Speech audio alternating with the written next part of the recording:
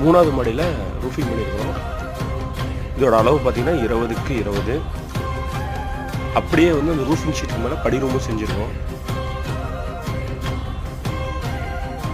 இந்த மாதிரி ஒர்க் பண்ணணும்னா கீழே இருக்கிற நம்பருக்கு கான்டெக்ட் பண்ணுங்கள். இந்த ஒர்க் பார்த்தீங்கன்னா சேலம் வின்சனில் செஞ்சது.